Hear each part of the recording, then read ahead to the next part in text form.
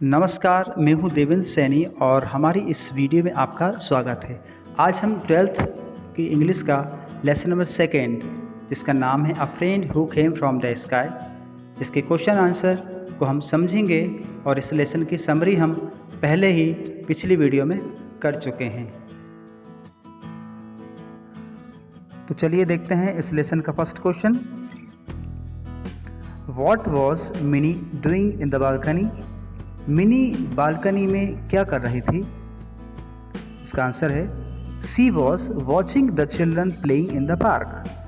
वह पार्क में बच्चों को खेलता हुआ देख रही थी। Why was her mother worried as Mini said in the balcony? Mini की मम्मी को मिनी की चिंता क्यों थी जब वह बालकनी में बैठी थी? Her mother was worried because it was too windy and there was a possibility of her getting wet. उसकी मम्मी को मिनी की बहुत चिंता थी क्योंकि बहुत तेज हवा और बूंदाबांदी हो रही थी और कहीं मिनी गीली ना हो जाए, इसलिए वह चिंतित थी। और अगला क्वेश्चन है what is the meaning of the word spastic? Spastic का मीनिंग क्या होता है? A spastic is a person who has no control over his hands and legs since birth. Spastic में किसी व्यक्ति का हाथ और पैरों पर कंट्रोल नहीं होता है जन्म से, उसे स्पेस्टिक कहते हैं। चलिए अगला क्वेश्चन देखते हैं हम। Why did the neighborhood children not become friendly with Minnie? पड़ोस के बच्चे मिनी से मित्रता क्यों नहीं कर सके, उनके मित्र क्यों नहीं बन सके? तो आंसर देखते हैं हम। The neighborhood children did not become friendly with her because they were busy with their own games and school. अब पड़ोस के बच्चे मिनी के दोस्त इसलिए नहीं बन सके क्योंकि वे खुद अपने खेल कूद और स्कूल के कार्य में बिजी थे, इसलिए मिनी अकेली थी और ये बच्चे उसके दोस्त नहीं बन सके।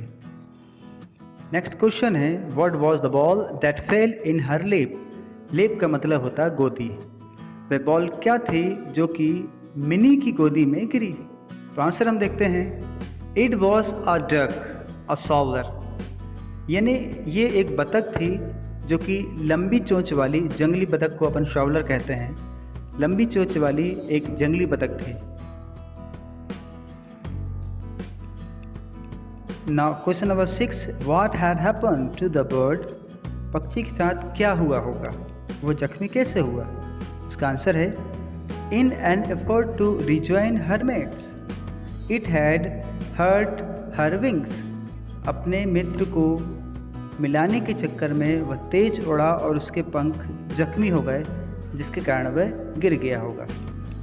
ना question number 7 how did the bird react when Minnie's mother try to pick it up?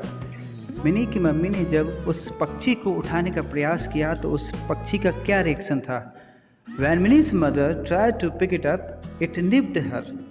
जब मिनी की मम्मी ने उसे उठाने का प्रयास किया तो उसने अपनी चोंच मिनी के मम्मी के हाथ में मारी। Question number 8 Why do you think the bird refused to eat anything?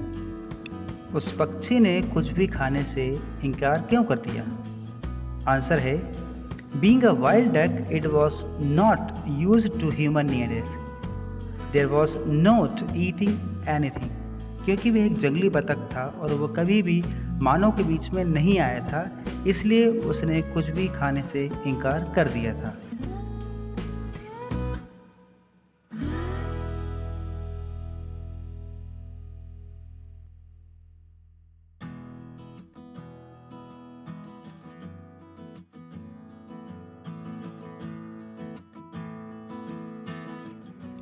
And now question number 9 how was the bird fed?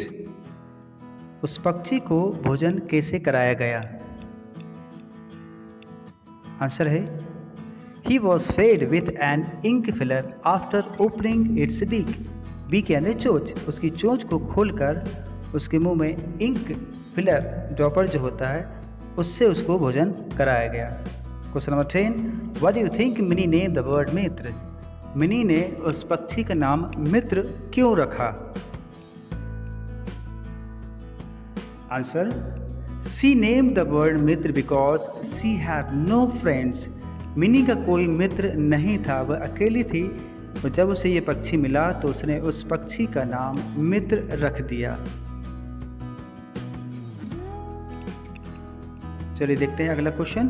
Question number 11, what was Mini's reaction when she found Mitra's basket empty in the morning. सुबह जब mini ने मित्र की basket खाली पाई तो उसे कैसा लगा? She became horrified and disturbed when she found the basket empty. वह परेशान हो गई और चिंतित हो गई जब उसने उस मित्र की बास्केट को खाली पाया।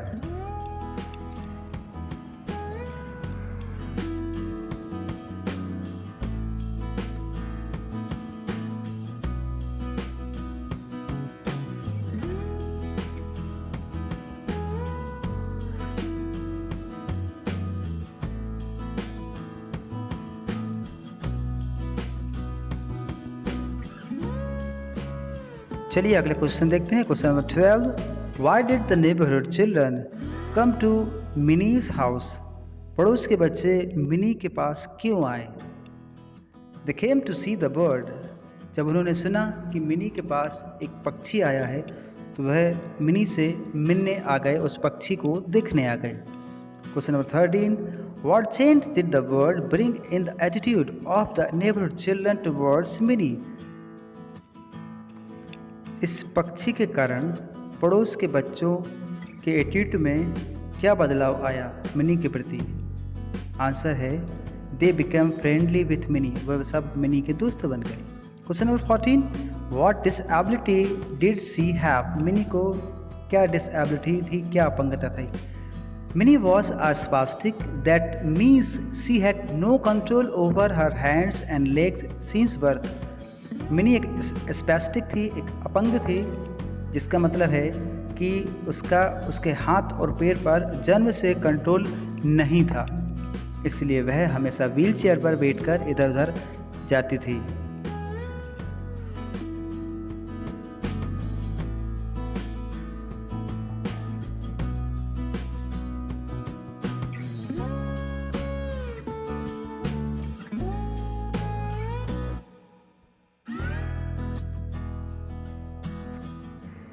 चलिए अगले क्वेश्चन देखते हैं। What mistake did Anju make, how did she compensate. Minnie ने कौन सी गलती करी और उसे कैसे छुपाने का प्रयास किया? आंसर देखते हैं। Anju use the word lame for the duck, this applied quite well to Minnie and very impolite, but she felt sorry and compensated it by covering her mouth. Anju ने उस डक के लिए लैम शब्द यूज़ किया कि यह तो लंगड़ा है, लैम है, जो कि मिनी के ऊपर सूट होता था, पर उसे लगा कि उसने ये गलत कह दिया, इसलिए अपने हाथ से अपने मुंह को ढक लिया। Who do you think the story about mini और द डक। ये जो स्टोरी है वो मिनी के विषय में है या बतख के विषय में है? आंसर देखते हैं।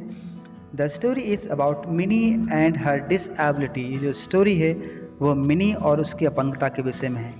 The duck is only symbolic and has been brought into focus attention on the handicaps of disabled children।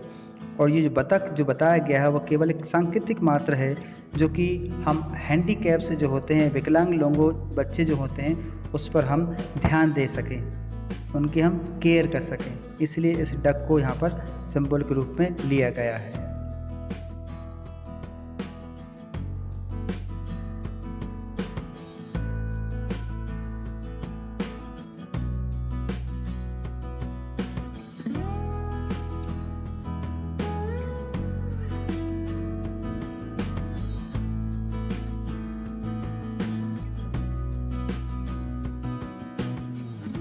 चलिए अगला क्वेश्चन देखते हैं हम। Describe the duck's farewell. वो बतख की विदाई कैसी हुई ये आपको बताना है। Minnie's father took all the children and the duck to the nearby lake. Minnie के पिता और सारे बच्चे उस बतख को लेकर पास की झील के पास गए।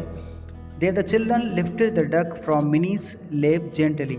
वहाँ पर बच्चों ने मिनी की गोदी से उस बतख को बहुत धीरे से उठाया and released him into the lake, और उसे उस झील में छोड़ दिया। ही स्टार्टेड स्विमिंग, उसने तैरना शुरू कर दिया।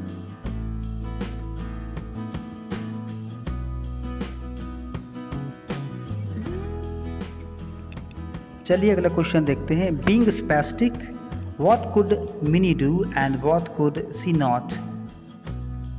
स्पैस्टिक होने के कारण मिनी क्या कर सकती थी और क्या नहीं कर सकती थी। आंसर है being spastic mini could not walk not button up her shirt.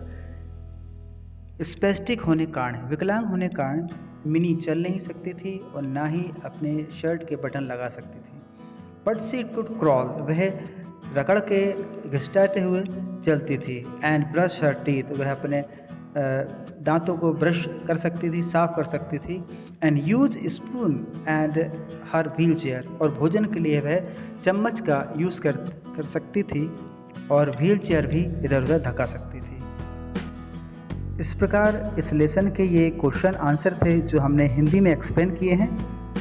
यदि वीडियो पसंद आता है तो इसे लाइक कीजिए, शेयर कीजिए और चैनल को सब्सक्राइब जरूर करें।